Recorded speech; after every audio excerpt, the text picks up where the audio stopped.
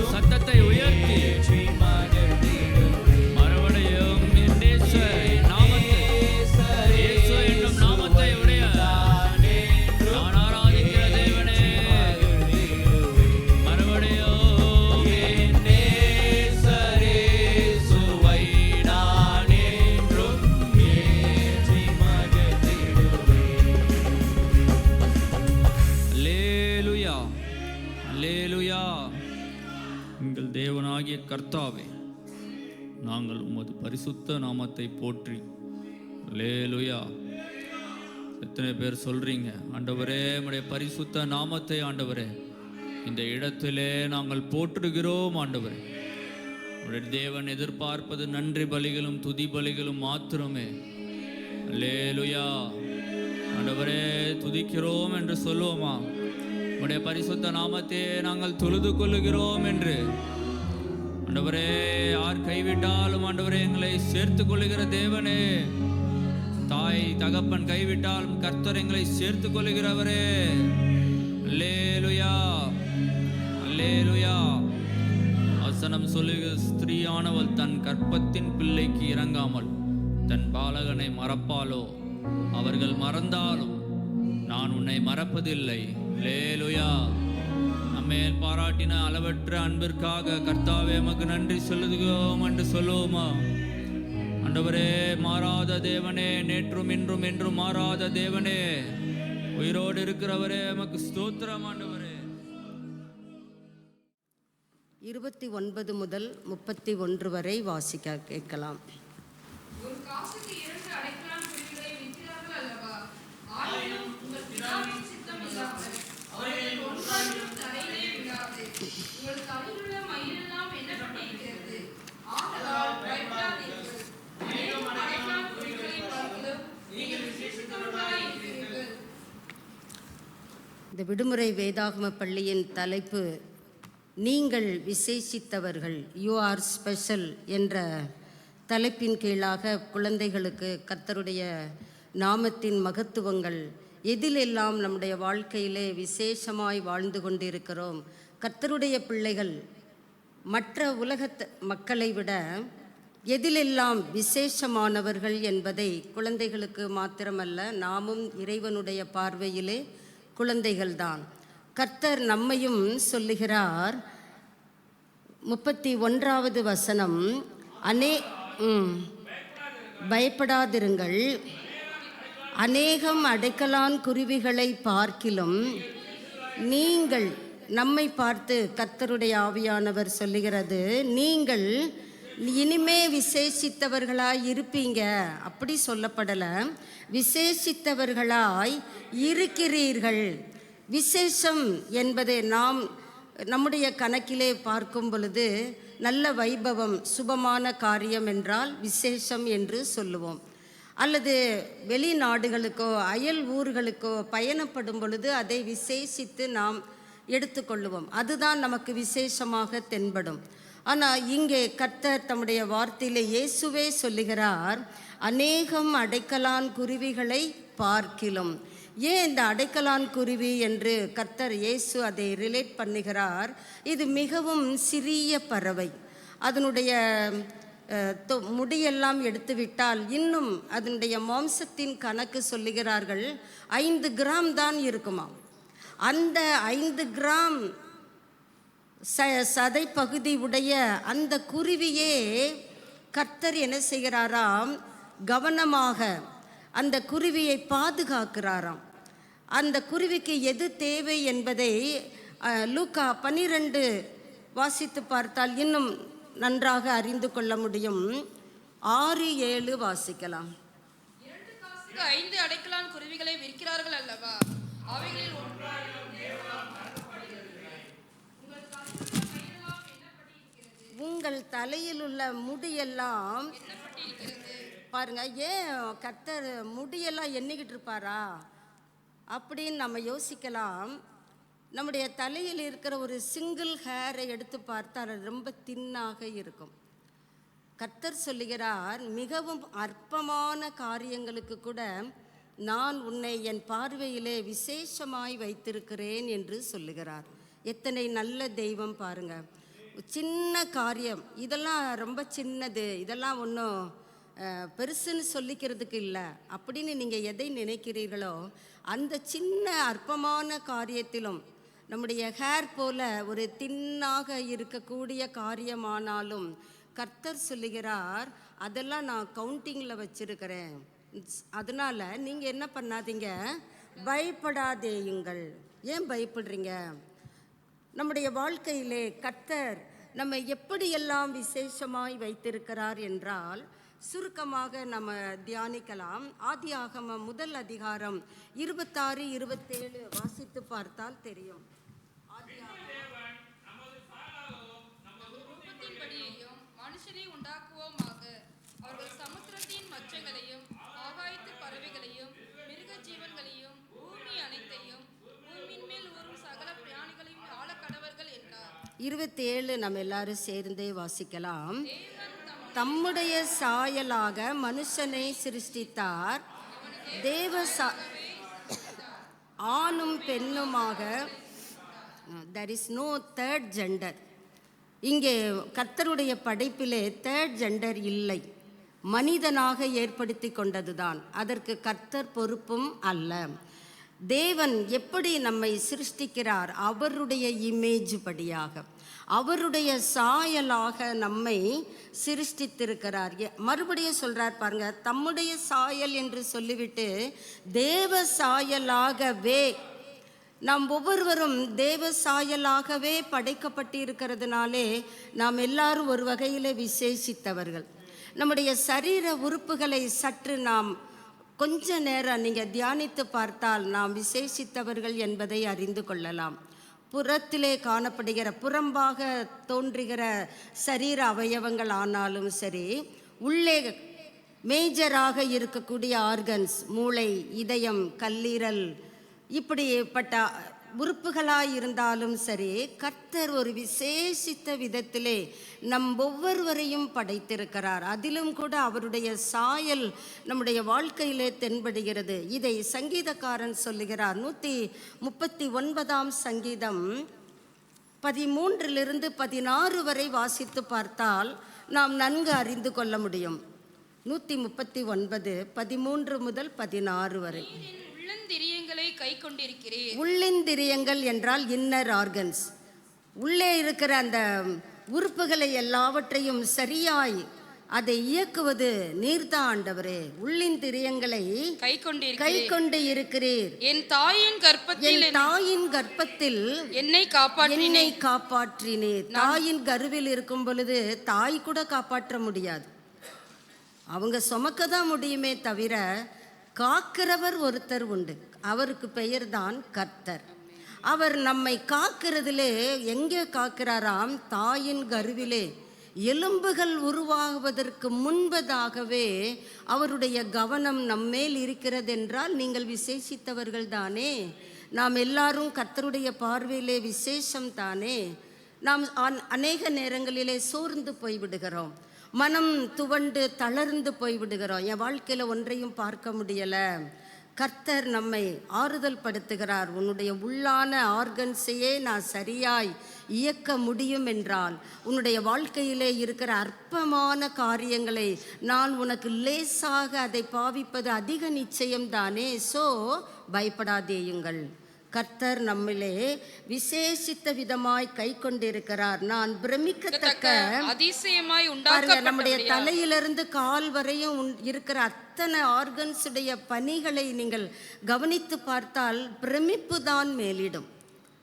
ஆச்சரியப்படக்கூடிய சூழ்நிலைதான் நமக்கு உருவாகும். பிரமிக்கத்தக்க அதிசயமாய் நான் உண்டாக்கப்பட்டிருக்கிறேன், அதனால துதிப்பேன். ஆராதனை எங்கே தொடங்குகிறது பாருங்க. நாம் என்றால் என்ன செய்கிறோம்? நல்லது செஞ்சாதான் துதிப்பேன்னு நினைக்கிறோம். நம்முடைய கஷ்டங்களை நாம் எண்ணிக்கொண்டே இருக்காதபடி, நம்முடைய சூழ்நிலைகளை நாம் பார்த்து கொண்டே இராதபடி, நம்முடைய சரீரத்தில் இருக்கிற உள் உறுப்புகள் வெளி உறுப்புகள் சரியாய் பிரமிக்கத்தக்க அதிசயமாய் இயங்குகிற ஒரு காரியம் தேவனிடத்திலிருந்து தானே வருகிறது. அதனால நான் கர்த்தாவே உம்மை துதிப்பேன். உமது கிரியைகள் அதிசயமானவைகள், அது என் ஆத்துமாவுக்கு நன்றாய் தெரியும்.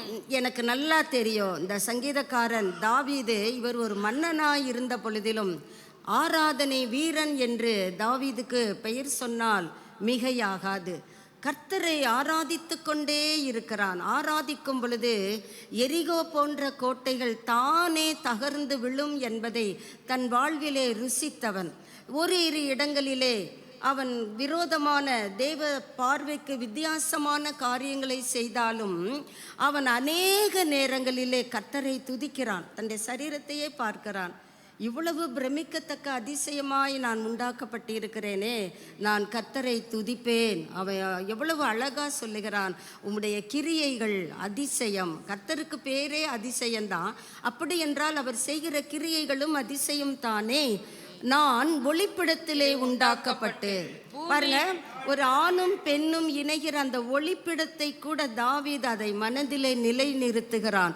நான் ஒளிப்பிடத்திலே உண்டாக்கப்பட்டு பூமியின் தாழ்விடங்களிலே விசித்திர வினோதமாய் உருவாக்கப்பட்ட போது, நம்ம கொஞ்சம் அதை தியானிச்சு பார்த்தோம்னா நம்மளால சும்மா இருக்க முடியாது. அல்லேலுயா என்ற ஆர்ப்பரிப்பு சத்தம்தான் எழும்பும். நாம் அதை மறந்து விடுகிறோம். நம்முடைய சரீரம் அது ஏதோ நடக்குது, நாம் தூங்கி கொண்டிருந்தாலும் சரீரத்தின் அவயவங்கள் தூங்குவதில்லை, அப்படித்தானே?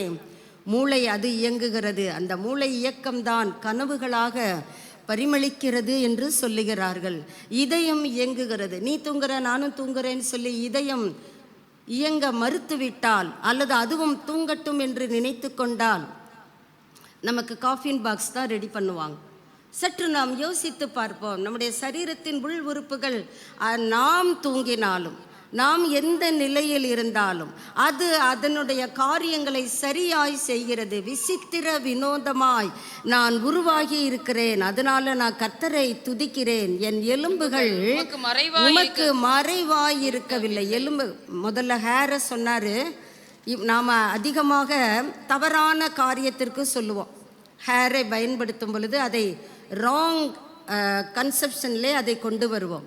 ஆனால் இந்த இடத்திலே கர்த்தர் சொல்லுகிறார், ஒரு ஹேர் தின்னாக இருப்பது போல உன்னுடைய வாழ்க்கையிலே அற்ப காரியங்கள் கூட, வெரி மைனர், இதெல்லாம் ரொம்ப லேசான காரியம், ஆனால் அது என்னை பாரப்படுத்துதே அப்படின்னு நீங்கள் நினைக்கலாம். அதிலும் கர்த்தருடைய கவனம், கர்த்தருடைய அக்கறை நம் ஒவ்வொருவர் மீதும் இருக்கிறது. அதை தான் இங்கே மறுபடியும் இந்த சங்கீதக்காரர் சொல்கிறான், என் எலும்புகள் உமக்கு முன்பாக என்ன செய்யவில்லை, மறைந்திருக்கவில்லை.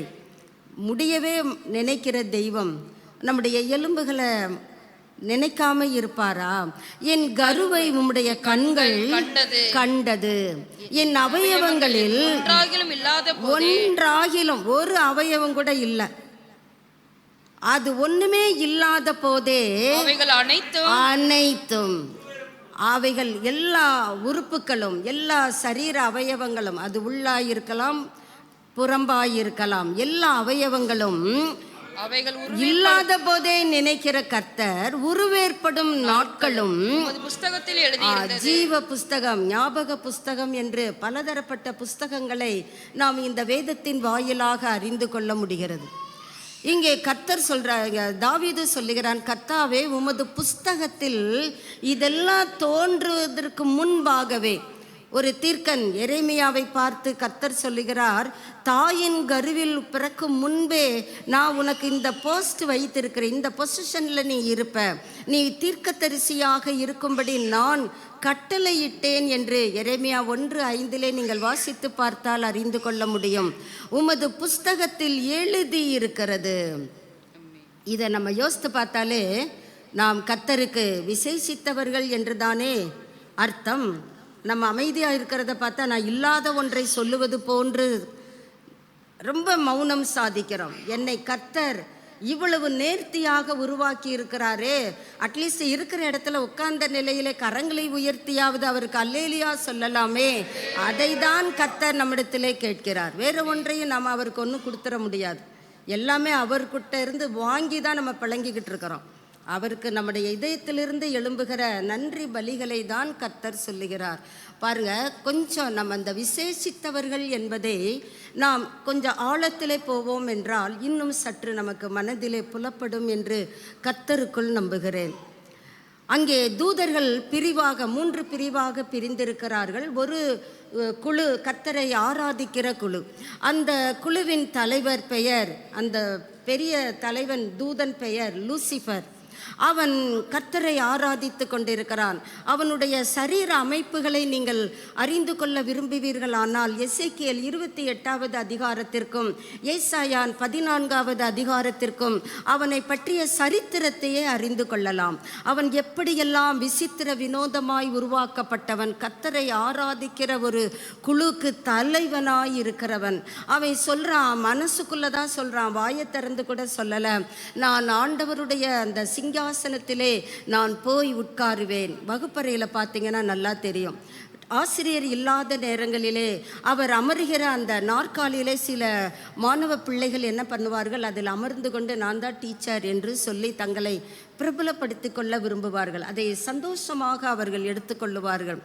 ஆசிரியர் வந்த பொழுது பயந்து என்ன செய்வார்கள், அது ஆசிரியருக்குள்ள இடம் என்று ஒதுங்கி கொள்ளுவார்கள்.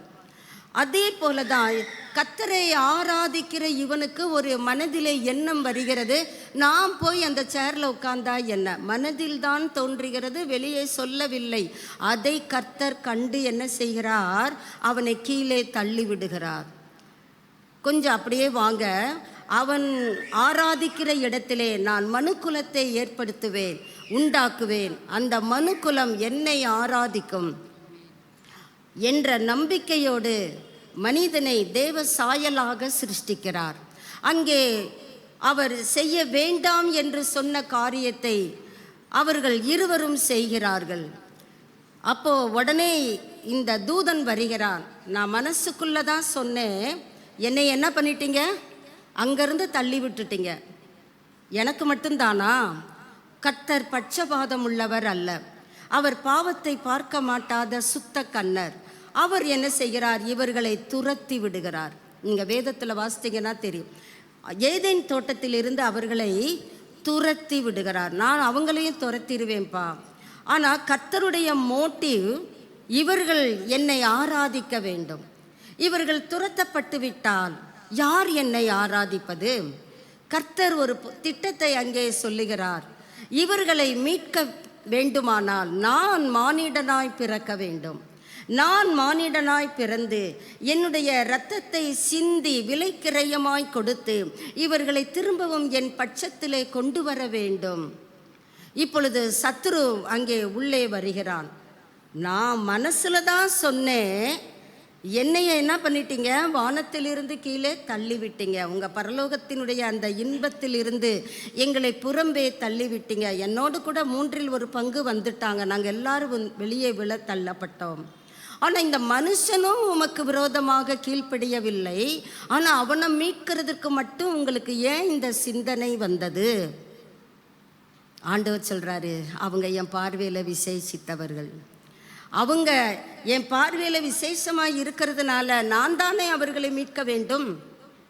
அவர்கள் மீட்கப்பட வேண்டுமானால் நான் தானே வார்த்தையானவராகிய நான் மாம்ச அவதாரம் எடுக்க வேண்டும். இதை எபிரேயர் 2:16 ஆக்கியோன் என்ன சொல்லுகிறார், தேவ தூதருக்கு உதவியாக கை கொடாமல் மனுக்குலத்திற்கு உதவியாக அவர் கை கொடுத்தார் என்று வாசிக்கலாம். எபிரேயர் 2:16. அவர் தேவ தூதருக்கு உதவியாக கை கொடாமல் ஆபிரகாமின் சந்ததிக்கு உதவியாக கை கொடுத்தார். அப்போ நம்மெல்லாம் விசேஷமானவர்கள் தானே.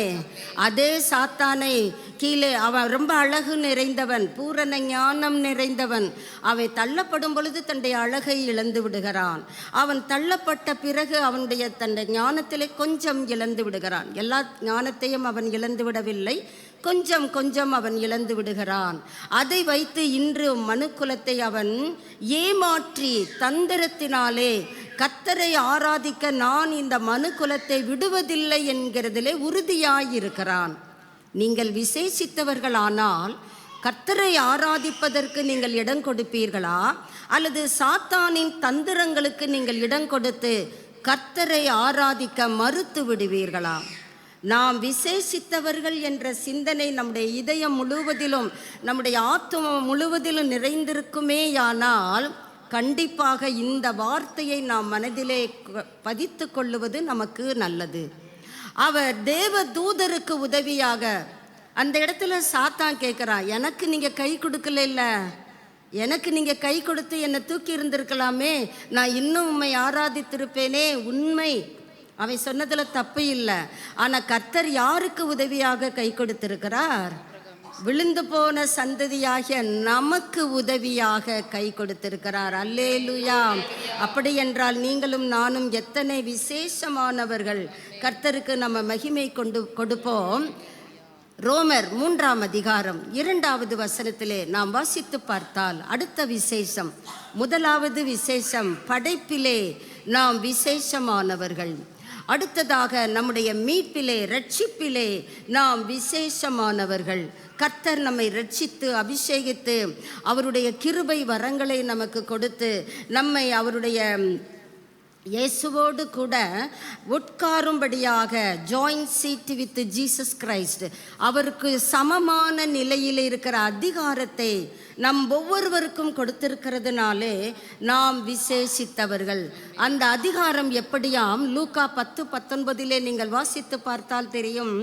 சர்ப்பங்களையும் தேள்களையும் மிதிக்கவும் சத்துருவினுடைய சகல வல்லமையையும் மேற்கொள்ளவும். அந்த சாத்தானால உங்களை ஒண்ணுமே செய்ய முடியாது. ஏனென்றால் நீங்கள் என் பார்வையில் விசேஷித்தவர்கள்.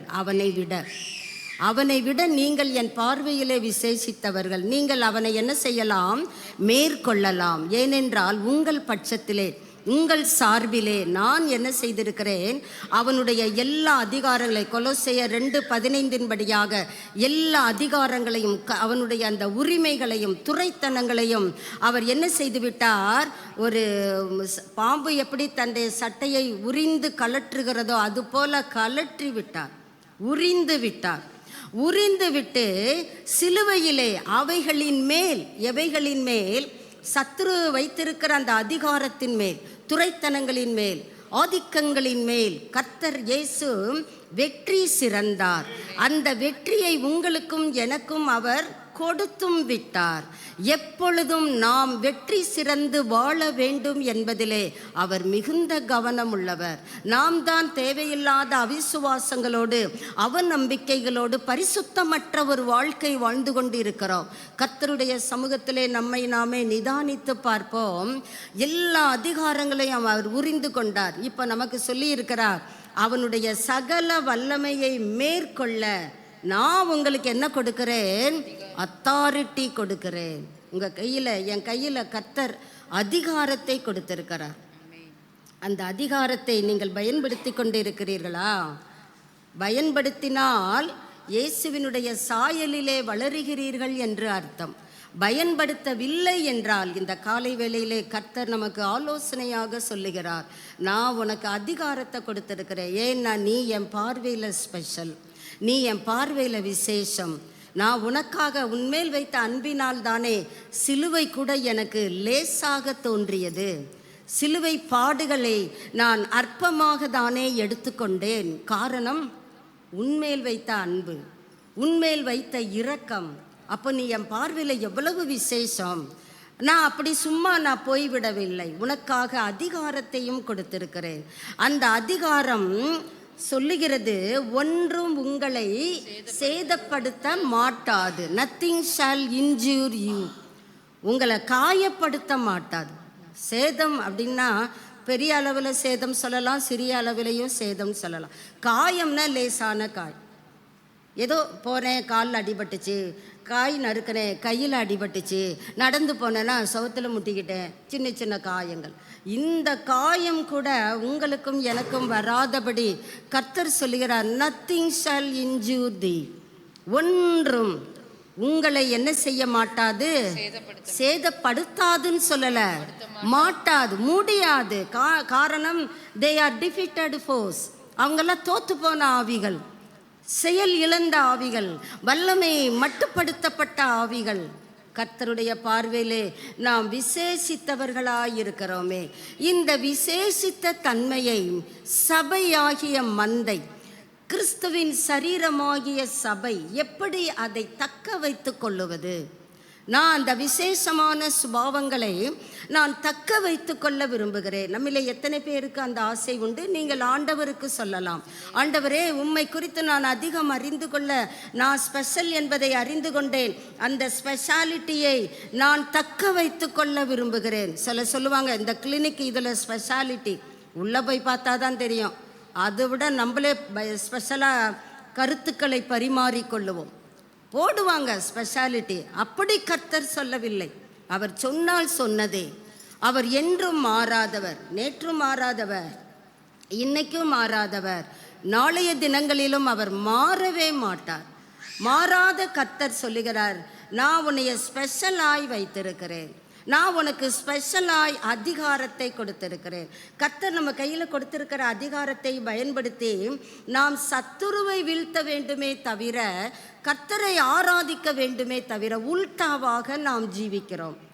கர்த்தருக்கு விரோதமாய் முறுமுறுக்கிறோம், சாத்தானை வழிபடுகிறோம். ஆமாம் சாத்தானே, உன் தந்திரம் தான் கரெக்டாக இருக்குது, அப்படி தான் நடக்குது அப்படின்னு சொல்லுகிறோம்.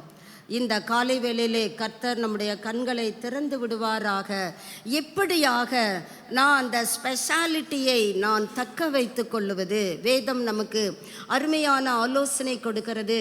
ஏசாயா 43:4 வாசித்து பார்த்தால், நீ என் பார்வைக்கு அருமையானபடியினால் கனம் பெற்றாய். நீ ஸ்பெஷலாக இருக்கிறதுனால யூ வில் பி ஆனர்ட். நீ கனம் பெறுவாய்ன்னு சொல்லலைங்க, பெற்றாய். இயேசு கிறிஸ்து சிலுவையில் அறையப்படுவதற்கு முன்னமேயே கர்த்தர் நமக்கு சொல்லிவிட்டார், நீ கனம் பெற்றாய். நீ என் பார்வைக்கு எப்படி இருக்கிற? ஸ்பெஷல், விசேஷமான ஒரு நபர். அது ஆணாயிருக்கலாம், பெண்ணாயிருக்கலாம், நோ தேர்ட் ஜெண்டர். ஆணும் பெண்ணுமாக கர்த்தர் தேவ சாயலாகவே சிருஷ்டித்திருக்கிறார். அந்த தேவ சாயலினுடைய அந்த விசேஷித்த அம்சம் என் வாழ்க்கையில் தக்க வைத்து கொள்ளப்பட வேண்டும் என்றால், நான் கனம் பெற வேண்டும் என்றால், ரோமர் 3:2 வாசிக்கலாம். எந்த விசேஷத்தை கர்த்தர் நம்ம கையிலே கொடுத்திருக்கிறார்? அது எவ்விதத்திலும் மிகுதியாய் இருக்கிறது. அதுனா புரியல. அதுக்கு முந்தைய வசனத்தை வாசிக்கலாம். இப்படியானால் இதனுடைய மேன்மை என்ன? விருத்த சேதத்தினாலே பிரயோஜனம் என்ன? ஸ்பெஷல் சொல்றீங்களே, அதனுடைய மேன்மை என்ன? ஸ்பெஷல் சொல்றீங்களே, அதுல இருக்கக்கூடிய பிரயோஜனம் என்ன? இப்போ 2வது வசனத்துக்கு வருவோம். அது எவ்விதத்திலும் மிகுதியாய் இருக்கிறது. அந்த ஸ்பெஷாலிட்டி, கர்த்தர் உங்களையும் என்னையும் ஸ்பெஷல் என்று அழைக்கிறாரே, அது எவ்விதத்திலும் எப்படி இருக்குது? குறைந்து போகவில்லை, குறைவே கிடையாது. நாளுக்கு நாள் அந்த ஸ்பெஷல் என்று சொல்லுகிற காரியம் கூடுமே தவிர குறைவதில்லை. கர்த்தர் நம்மை விசேஷித்த விதத்திலே தான் பார்க்கிறார், விசேஷித்த விதத்திலே தான் நம்மை கொண்டு செயல்படுகிறார், விசேஷித்த விதத்திலே தான் நம்மை கையாண்டு கொண்டு இருக்கிறார். அப்போ கர்த்தர் நமக்கு என்ன தருகிறார்? தேவனுடைய வாக்கியங்கள் அவர்களிடத்தில் ஒப்புவிக்கப்பட்டது விசேஷித்த மேன்மையாமே, விசேஷித்த மேன்மையாமே. தேவனுடைய வாக்கியங்கள், வாக்கியங்கள்னா என்னங்க? வார்த்தைகள். தேவனுடைய வாக்கியங்கள் நம்ம கையில் கர்த்தர் என்ன செய்திருக்கிறாருங்க? ஹேண்ட் ஓவர் பண்ணியிருக்கிறார். இப்போ உங்கள் கையில் பாருங்க, வாக்கியங்கள் இருக்கா? ஆண்டுதோறும் வாக்குத்தத்தம், மாதந்தோறும் வாக்குத்தத்தம். நீங்கள் நல்லா ஜெபிக்கிற பிள்ளைகளாக இருந்தால் டெய்லி வாக்குத்தத்தம். இந்த வாக்கியங்கள் யார் கையில் ஒப்புவித்திருக்கிறார்? உங்கள் கையில், என் கையில். கர்த்தர் என்ன செய்திருக்கிறார்? ஒப்புவிக்கப்பட்டது விசேஷித்த மேன்மையாமே. இதை விட வேற என்னங்க ஸ்பெஷல் வேணும்?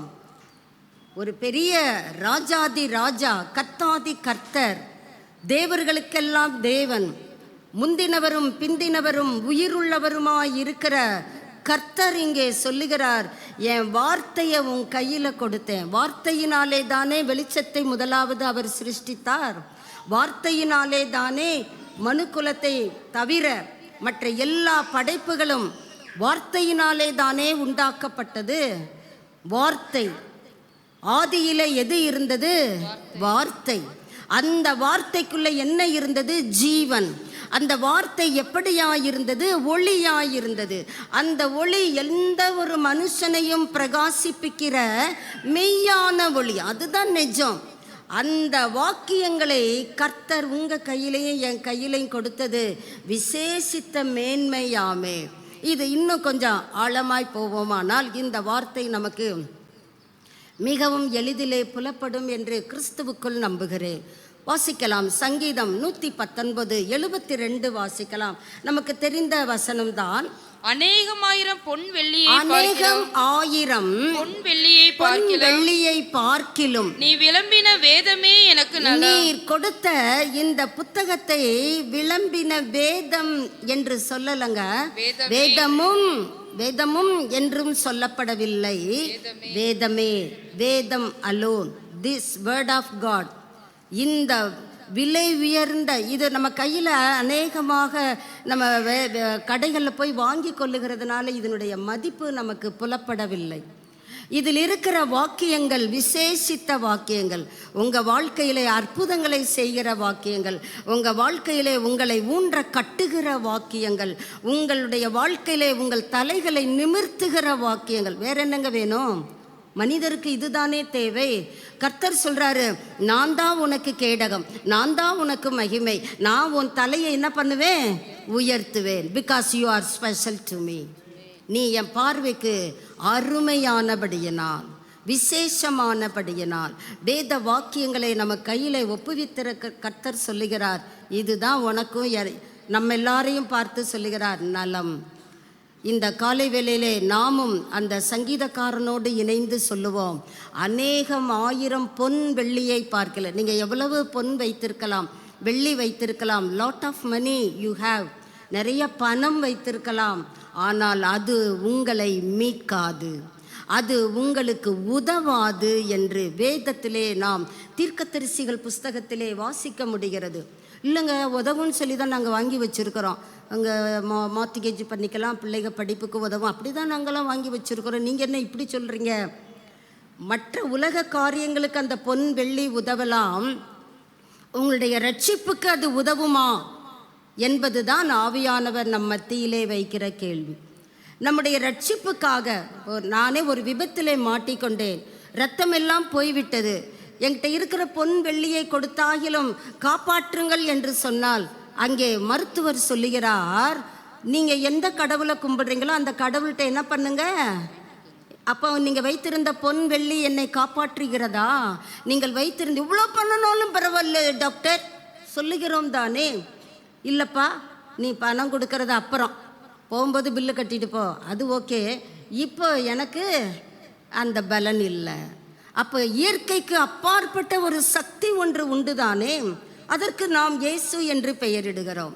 இயற்கைக்கு மேலாக கிரியை செய்கிற கர்த்தர் வாக்கியங்களை நம் கையிலே ஒப்பு கொடுத்து அவர் சொல்லுகிறார், இதுதான் உனக்கு நல்லது, இதிலே நீ ஊன்ற கட்டப்படுவாயானால் உன் வாழ்க்கையில் இருக்கிற வெட்கம் உன்னை விட்டு தூரமாய் போய்விடும், துயரங்கள் சந்தோஷமாக மாறும். நாம் சந்தோஷத்தை விரும்புகிறோம், ஆனால் அந்த சந்தோஷத்திற்கான வழிமுறைகளை ஏற்றுக்கொள்ள மறுத்து விடுகிறோம். சங்கீதம் 19 சங்கீதம் 10-11 வாசிக்கலாம். 19 சங்கீதம். பொன்னிலும் மிகுந்த கர்த்தருடைய வார்த்தைகள் பொன்னிலும் மிகுந்த பசும் பொன்னிலும் மிகுந்த பசும் பொன்னிலும் விரும்பப்படத்தக்கதும். இதுதாங்க கர்த்தர் நம்மிடத்தில் எதிர்பார்க்கிற காரியம். விரும்பி தேவனுடைய வார்த்தை நம்ம வாசிக்கிறோமா? சும்மா வாசிக்க சொல்றாங்க, காலையில் எழுந்திரிச்சு வாசிக்கலைன்னா அம்மா கத்துது, அது சொல்லுது டீ தரமாட்டேன், காஃபி தரமாட்டேன்னு. இந்த வம்புக்கு என்னத்தையாவது ஒன்று படிச்சிருவோமே. விரும்பி படித்து பாருங்க, அதனுடைய மேன்மையை சிறிய பிள்ளைகளாய் இருந்தாலும் பெரியவர்களாய் இருந்தாலும் வாலிபராய் எந்த வயதினராய் இருந்தாலும் இது விரும்பப்படத்தக்கது. இன்றைக்கு இளைய தலைமுறையை பார்க்கிறோம், மாற்று இனத்தாரோடு என்ன செய்கிறார்கள்? விரும்பி பழகுகிறார்கள். விரும்பி பழகுவது தவறு என்று நான் சொல்ல வரவில்லை. தவறு இல்லை என்றால் நாங்கள் அதை செய்யலாம் என்று நினைக்கிறோம், அதற்கும் நான் உடன்படவில்லை. நம்முடைய விருப்பம் முழுவதற்கும் உரித்தானது வேத வாக்கியங்கள் மாத்திரம்தான். இந்த வேத வாக்கியங்கள் தேனிலும் தேன் கூட்டிலிருந்து ஒழுகும் தெளி தேனிலும் நல்லா ஃபில்டர் பண்ண தேனை இன்னும் ரொம்ப ஸ்வீட்டாக இருக்குது. அப்போ இந்த வாக்கியங்கள் ஸ்வீட்டுன்னு இந்த சங்கீதக்காரனுக்கு எப்படிங்க தெரிஞ்சிச்சு? சாப்பிட்டு பார்த்துருப்பாரோ? தாவீதின் சங்கீதம் என்று தான் அதுக்கு பிராக்கெட்லே 19 சங்கீதத்துக்கு கீழே அடப்புக்குறியிலே போடப்பட்டு இருக்கிறது. அப்போ இவர் இந்த வேதத்தை அப்படியே மென்று சாப்பிட்ருப்பாரோ, அதனால இவருக்கு இனிப்பாக தெரிஞ்சிச்சோ? தன் வாழ்க்கையிலே அவர் ருசித்த சம்பவங்கள். நான் சரிக்கை விழுந்த பொழுதிலும் கர்த்தருடைய அன்பு, நான் அவர் பார்வையில் ஸ்பெஷலாக இருந்ததினாலே என்னை அணைத்து கொண்ட அந்த நேசம், அது எனக்கு மதுரமானது, அது எனக்கு விரும்பத்தக்கது. அன்றியும் அவைகளால் உமது அடியேன் எச்சரிக்கப்படுகிறேன். அது விரும்பப்படத்தக்கது தான், அது மதுரமானது தான். அதை நம்முடைய வாழ்க்கையில என்ன செய்ய வேண்டுமாம்? கை கொள்ள வேண்டுமாம். அவைகளால் உமது அடியேன் என்ன செய்கிறேன்? எச்சரிக்கப்படுகிறேன். தாவீதுனுடைய அந்த ஆர்வம், பாசம், வாஞ்சை எல்லாமே பார்த்தீங்கன்னா இந்த வேதாகமம் இயேசு, வேதாகமம் யெகோவா தேவன். அவர் காட்டிலே ஆடுகளை மேய்த்து கொண்டிருந்தாலும் கூட புல்லாங்குழல் வாசித்து கர்த்தரை ஆராதித்ததாக சில இடங்களிலே நாம் வாசித்து அறிய முடிகிறது. கர்த்தரை ஆராதித்து கொண்டே இருக்கிறார். தன்னுடைய சொந்த தகப்பன் கூட அவர் மறந்துட்டார். தீர்க்கன் கேட்குறாரு, உனக்கு இன்னும் வேற பிள்ளைங்க இருக்கா? ஆமாம், இப்போ தான் ஞாபகம் வருது, காட்டில் ஆட்டம் மேய்ச்சிக்கிட்டு இருக்கான். கர்த்தர் சொல்லியிருப்பார், தாய் மறந்தாலும் தகப்பன் மறந்தாலும் நான் உன்னை என்ன செய்கிறவர்? ஏனென்றால் நீ என் பார்வையில் விசேஷம். உன்னையும் என்னையும் அரவணைக்கிற கர்த்தருக்கு நாம் விசேஷமான ஒரு வாழ்க்கையை வாழ்ந்து கொண்டு இருக்கிறோமா? இந்த காலை வேளையிலே நம்மை நாமே சிந்தித்து பார்ப்போம். இந்த தாவீதின் சம்பவங்களிலே நம்ம சில காரியங்களை நன்கு அறிய முடிகிறது. இவர்கிட்ட இல்லாத பணமாங்க. எருசலேம் தலைநகராக கொண்டு இஸ்ரவேல் ராஜ்யம் முழுவதுக்கும் இவர் ஒரு அரசன். அப்போ இவர்கிட்ட இல்லாத பொன் பொருளா? தேவாலயத்தை கட்டுகிறதற்கு இவர் தான் அதிகமான பொன்னையும் வெள்ளியையும் கேதுரு மரங்களையும் காணிக்கையாய் கர்த்தருக்கு கொடுக்கிறார். ஆலயம் இலவசமாய் கட்டப்படக்கூடாது, நான் கொடுக்குறேன்னு சொல்லி முதல் காணிக்கை அவர் காணிக்கை தான். இங்கே வேதத்தில் வாஸ்து பார்த்தீங்கன்னா ஆச்சரியமாக இருக்கும். அவர் ராஜா, அவர் கொடுக்கணும்னு அவசியமே இல்லை. ஆனால் அவர் சொல்கிறாரு, ஆண்டவருக்கு நான் கொடுப்பேன், என்னிடத்தில் இருக்கிறது எல்லாவற்றையும் அவருக்காக நான் சவதரிக்கிறேன் என்று ஒரு இடத்திலே நாம் வாசிக்க முடிகிறது.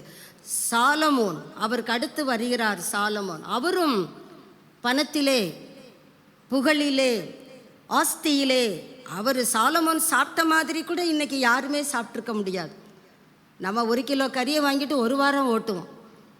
அவருக்கு எத்தனை வரையாடுகள், எத்தனை ஆடுகள், மாடுகள், மான்கள் எல்லாம் ஒரே டைமில் பந்தியில் முடிஞ்சு போயிடும். அப்போ எப்படி அவர் சாப்பிட்ருப்பாரு பாருங்க. நம்ம இன்னைக்கு சிலரை பார்க்கணும், போ விட்டு சாப்பிட்றான் பான்வோம். நீங்கள் கொஞ்சம் சாலமோனை யோசித்து பாருங்க, யாரும் அவருக்கு பக்கத்தில் கூட வர முடியாது, அடிச்சு காட்டுவார் பாருங்க. அந்த சாப்பிட்ற சாப்பாட்டுக்கு ஏற்ற அந்த பொருளாதாரம் அவருக்கு மேம்பட்டு தானே இருந்தது. தாவீது 2 சாமுவேல் 11:12 நீங்கள் வீடுகளிலே சென்று வாசித்து பாருங்கள். தாவீது சரிக்கு விழுந்த சம்பவத்தை அந்த பகுதிகளிலே வாசிக்கிறோம். அன்றியும் அவைகளால் உமது அடியேன் எச்சரிக்கப்படுகிறேன். நீங்கள் 12ஆம் அதிகாரத்துக்கு வாங்க. கர்த்தர் தம்முடைய தீர்க்கனை அனுப்பி அவனை கடிந்து எச்சரிக்கிறார். தாவீது என் இருதயத்துக்கு ஏற்றவேன்பா, அவன் எது செஞ்சாலும் நான் கண் சாடையாய் விட்டு விடுவேன். குற்றம் உள்ளவனை குற்றமற்றவனாக விடுகிறவர் நம்முடைய தெய்வம் அல்ல. அவங்க அவ்வளோ குற்றம் செய்கிறாங்க, அவங்க நல்லா தானே இருக்கிறாங்க. நாளானது அதை விளங்க பண்ணும். நம்ம பொறுத்திருந்து பார்க்க வேண்டும். ஆனால் இங்கே தம்முடைய தாசன் தவறி விழும் பொழுது இவனை பார்த்து தேசமே என்ன செய்துவிடும்? தவறி விழ வாய்ப்புகள் உண்டு. உடனடியாக தம்முடைய தாசனை அங்கே கடிந்து கொள்ளுகிறார், எச்சரிக்கிறார். முதல்ல சொல்கிறாரு, அந்த ஏழைக்கு ஆடை அவன் வாங்கிட்டானா அவன் போட்டு தள்ளிடணும். இப்போ தீர்க்கன் டைரக்டாக சொல்கிறாரு, நீ தான் அந்த மனுஷன். அதுக்கு அடுத்து நீங்கள் வாஸ்து பார்த்தீங்கன்னா தெரியும், ஆமாம் நான் கர்த்தருக்கு விரோதமாய் பாவம் செய்தேன். ஒத்துக்கொள்ளுகிற சாயல் விசேஷமான பிள்ளைகளிடத்திலே உண்டு. கர்த்தருக்கு விசேஷித்த பிள்ளைகள் தாங்கள் செய்கிற தவறை கர்த்தரே உணர்த்தும் பொழுது எஸ் லார்ட் என்று அங்கீகரித்து கொள்ளுவார்கள். அங்கீகரித்து கண்டினியூ பண்ண மாட்டார்கள், விட்டு விடுவார்கள். மற்றொரு இடத்திலும் தாவீது கர்த்தரால் எச்சரிக்கப்படுகிறார். ஏன் மவுஸ் என்ன எல்லாம் பார்க்கணும், நான் யார் தெரியுமா, நான் எப்படிலாம் ஜெயம் கொண்டேன், அதனால யோவாப் நீ போய் எல்லாரையும் என்ன பண்ணு, கணக்கிடு. அங்க யோவாப் சொல்றான், வேண்டாம், அது கர்த்தருக்கு பிரியம் அல்ல. நான் ராஜாவா நீ ராஜாவா? மேட்டிமையினாலே யோவாபு மூலமாக கர்த்தருடைய எச்சரிப்பை அல்ல தட்டுகிறான், விளைவையும் சந்திக்கிறான். இப்போ விவரமா என்ன சொல்லுகிறான், நான் கர்த்தருடைய கையிலே விழுவேனாக. நான் அந்த பகுதியெல்லாம் எடுக்கிறதா இருந்தால் நமக்கு நேரம் குறுகியது. மீண்டும் மாலையிலே பிள்ளைகள் வந்து விடுமுறை வேதாகம பள்ளி நடத்துவார்கள். நம்ம பேசிக்கிட்டே இருப்போம். அவங்க சொல்லுவாங்க, எங்களுக்கு மத்தியானம் விபிஎஸ் இருக்குங்க, இடத்த காலி பண்ணுங்கன்னு சொல்லுவாங்க. அதனால் நமக்கு நேரம் குறுகியதாக இருக்கிறபடினாலே நான் சொல்லுகிற வேத பகுதியை நீங்கள் வீட்டிலே சென்று தயவாக பட்சமாக உங்களை கரங்கூப்பி கேட்டுக்கொள்ளுகிறேன், வாசியுங்கள். வாசித்து பார்த்தாதான் அந்த காரியங்கள் நமக்கு மனதிலே தங்கும். அங்கே தாவீதை கர்த்தர் 2 முறை எச்சரிக்கிறார். அப்போ அந்த எச்சரிப்புக்கு அவர் மறுக்கவில்லாத பொழுது, அதை ஏற்றுக்கொள்ள தவறும் பொழுது அதனுடைய விளைவையும் அவர் சந்திக்கிறார். இப்பொழுது சாலமோனுக்கு வரலாம். சாலமோனையும் கர்த்தர் என்ன செய்கிறார், நீ கேட்ட ஞானத்தை மாத்திரம் நான் தரலப்பா, கேளாத ஐஸ்வர்யத்தையும் நான் உனக்கு தர்றேன்னு சொல்லி ஆசீர்வதிக்கிறார். மனம் மேட்டிமையாகி விடுகிறது. மனம் மேட்டிமை வரும் பொழுது விழுதலுக்கு முன்னானது மனமேட்டிமை விழுகிறது, அங்கே ஏற்பட போகிறது. தூரத்திலே வருகிற ஆபத்துகளை கர்த்தர் அங்கே எச்சரிக்கிறார். தம்பி நீ விழுந்துருவப்பா, நான் உன்னை எச்சரிக்கிறேன். நீங்கள் 1 ராஜாக்கள் 11ஆம் அதிகாரத்தை வீடுகளிலே சென்று தியானித்து பாருங்கள். சாலமோனை கர்த்தர் 2 விசை எச்சரிக்கிறார். டைரக்டாக வந்து எச்சரிக்கிறார்னா விசேஷம் தானே. எத்தனை விசேஷமான ஒரு நபராக சாலமோன் இருந்திருக்க வேண்டும். சாலமோன் மாத்திரமல்ல, நீங்களும் நானுமே தான். நம்ம எத்தனை முறை கர்த்தர் எச்சரிக்கிறார், நாம் அந்த எச்சரிப்புக்கு செவி கொடுக்கிறோமா அல்லது அசட்டை பண்ணுகிறோமா? அது உங்கள் கரத்திலே உண்டு, என்னுடைய கரத்திலே உண்டு. இங்கே தாவீது என்ன சொல்லுகிறார், அவைகளால் உமது அடியேன் எச்சரிக்கப்படுகிறேன், அவைகளை கை கொண்டால் எனக்கு கிரேட் ரிவார்டு. எனக்கு கிரேட் ரிவார்டு வேணும்னா நான் கை கொள்ள வேண்டும். நான் அசட்டை பண்ணாதபடி நான் விசேஷித்த வகையிலே உயர்த்தப்பட வேண்டும். ஏன் கர்த்தர் இப்படி சாலமோனை கொண்டு தாவீதை கொண்டு சொல்லுகிறார் என்றால், மனிதன் எளிதில் சுலபமாய் பாதிக்கப்படக்கூடியவன். ஆமாதானே, எளிதிலே உணர்ச்சி வசப்படக்கூடியவன், சட்டென்று கோபிக்கிறவன், சட்டென்று அழுகிறவன், சட்டென்று காரியங்களை யோசிக்காமல் முடிவெடுக்கிறவன். அப்புறம் யோசிப்பான், ஐயோ நான் தப்பு பண்ணிட்டேன். எளிதில் சுலபமாய் பாதிக்கப்படக்கூடிய இந்த மனிதனை கர்த்தர் என்ன செய்கிறார், எச்சரிக்கிறார். நாம் எளிதில் என்ன செய்கிறோம், சூழ்நிலையை வைத்து நம்முடைய சுபாவங்களை மாற்றிக்கொள்ளுகிறோம். இந்த சூழ்நிலை உனக்கு வந்தால் தெரியும், எதிர்த்து அடிக்கிறோம். யாருக்கு வந்தாலும் கர்த்தர் சொல்லுகிறார், அவைகளால் நான் எச்சரிக்கப்படுகிறேன். நம்ம எல்லாரையுமே நமக்கு சட்டென்று ஒரு தீமையான காரியம் வருவதில்லை. கர்த்தர் எச்சரிப்பார், வேண்டாம் விட்டுக்கொடு, வேண்டாம் எச்சரிப்பார். அந்த எச்சரிப்புக்கு நாம் செவி கொடுத்தால் அந்த ஆபத்திற்கு நாம் தப்பித்து கொள்ளலாம். ஆனால் தாவீது என்ன செய்கிறார், அவைகள் தேவன் எச்சரிக்கும் பொழுது அதை ஏற்றுக்கொண்டு முதல் தடவை சொல்றாரு, நான் கர்த்தருக்கு விரோதமாய் பாவம் செய்தேன். அடுத்த முறை சொல்றாரு, நான் புத்தியீனமாய் பாவம் செய்தேன், அன்வயசாக நான் தவறிவிட்டேன். இந்த 2 சம்பவத்தினாலும் அவருக்கு ஏற்பட்ட சேதாரங்களை நாம் விவரித்து பார்த்தால் நமக்கு ஒரு எச்சரிக்கை. நான் இந்த மாதிரி என் ஜீவியத்திலே போவதில்லை. கர்த்தர் என்னை எச்சரிக்கும் பொழுது நான் அதற்கு கட்டுப்படுகிறேன். நம்மிலே எத்தனை பேர் இந்த காலை வேளையிலே கர்த்தரை பார்த்து சொல்ல போகிறோம், ஆண்டவரே நீர் என்னை எச்சரிக்கும் பொழுது நான் ஏற்றுக்கொள்ளுகிறேன். தகப்பன் சிட்சியாத அப்போ உங்களை கர்த்தர் சிட்சிக்கிறார், கடிந்து கொள்ளுகிறார், எச்சரிக்கிறார் என்றால் நீங்கள் யார்? இயேசுவுக்கு பிள்ளைகள்.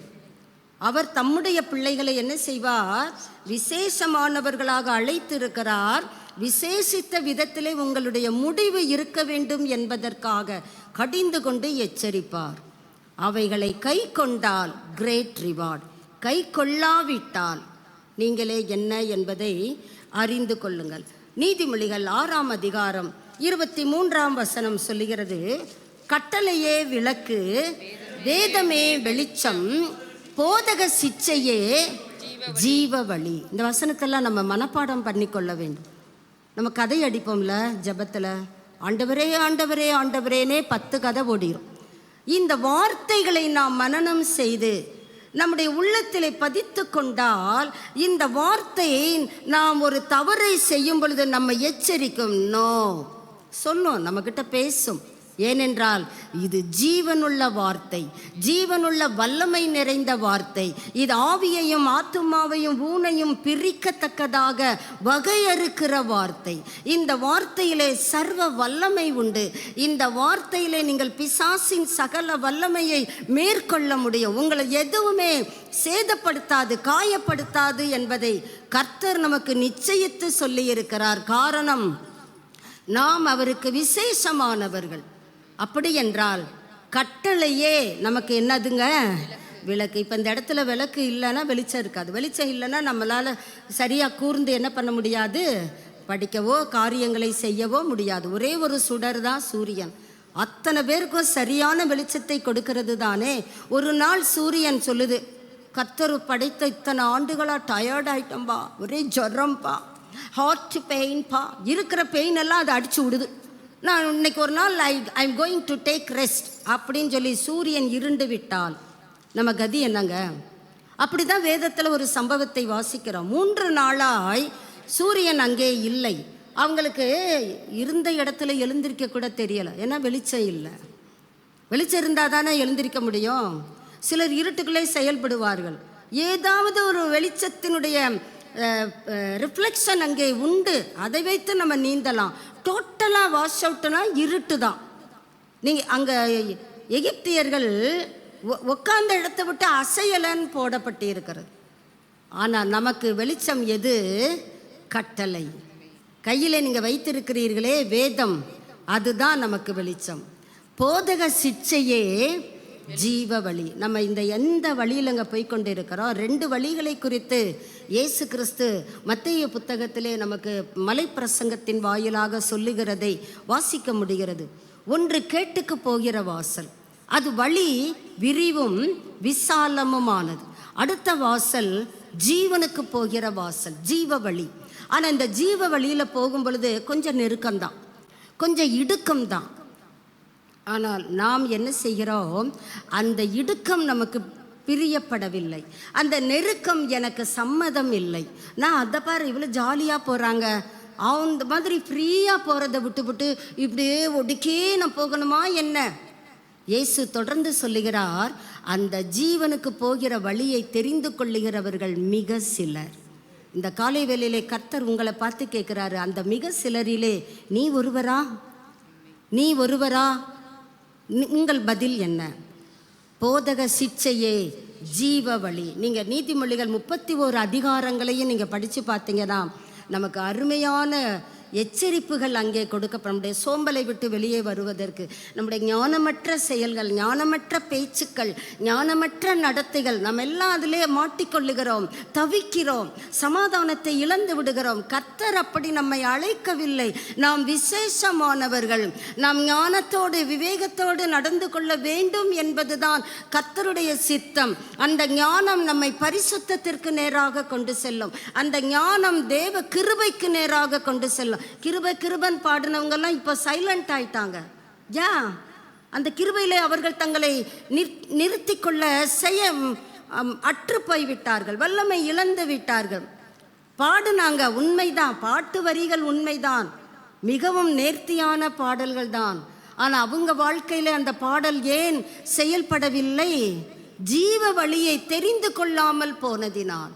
எத்தனை ஊழியர்கள், எத்தனை தேவ பிள்ளைகள் ஜீவ வழியிலே நடக்கிறோம் என்று நம்பி ஏமாந்து கொண்டிருக்கிறார்கள்.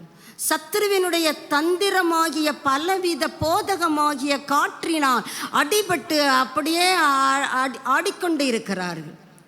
கர்த்தர் இந்த காலை வேளையிலே சொல்லுகிறார், போதக சிச்சை தான் ஜீவ வழி. நீங்கள் நீதிமொழிகள் 31 அதிகாரத்தையும் நீங்கள் படித்தீங்கன்னா சாலமன் விழுந்து போனதுனால தான் இன்றைய தலைமுறைக்கு எச்சரிக்கையாக எழுதுகிறார். இது செஞ்சா பாவமா, அது செஞ்சா பாவமா? உங்கள் கேள்விகளுக்கெல்லாம் வேதாகமம் பதில் சொல்லுகிறது. ஒருவேளை தேவ பிள்ளைகள் சொன்னால் சொல்லுவீங்க, அது கிடக்கு அது வளரும். வேத புத்தகத்தை சொல்லுவீர்களா வளரும் என்று? வேத புத்தகம் பரிசுத்த ஆவியானவரால் எழுதப்பட்டு இருக்கிறது. அப்போ பரிசுத்த ஆவியானவர் உளறுகிறவரா? சற்று சிந்தித்து செயல்படுவோம். நீங்களும் நானும் விசேஷமானவர்கள் என்பதனால் கர்த்தர் நம்மை விசேஷித்த பாதையிலே தான் கொண்டு செல்லுகிறார். அந்த ஜீவ வழி நெருக்கமாயிருந்தாலும் இடுக்கமாயிருந்தாலும் அதை கண்டுபிடிக்கிறவர்கள் மிக சிலர். அந்த சிலரிலே நீயும் ஒருவராய் காணப்பட வேண்டுமே. தலைகளை தாழ்த்துவோம். நன்மைகள் யாவையும் எனக்களே தேடும் நாதனே, என்னில் அடங்கா நன்மைகள் யாவையும் எனக்களே தேடும் நாதனே, நினைக்காத நன்மைகள் அளிப்பவரே, உமக்கென்றுமே துதியே.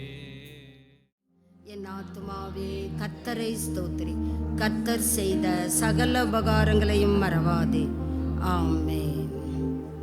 நம்முடைய கர்த்தராகிய இயேசு கிறிஸ்துவினுடைய கிருபையும் பிதாவாகிய தேவனுடைய அன்பும் பரிசுத்த ஆவியானவருடைய அந்யோன்ய ஐக்கியமும் வல்லமையும் வழி நடத்துதலும் இன்றும் என்றுமான சதா காலங்களிலும் இயேசு கிறிஸ்துவின் வருகை பரியந்தம் நம் ஒவ்வொருவரோடும் தங்கி இருப்பதாக.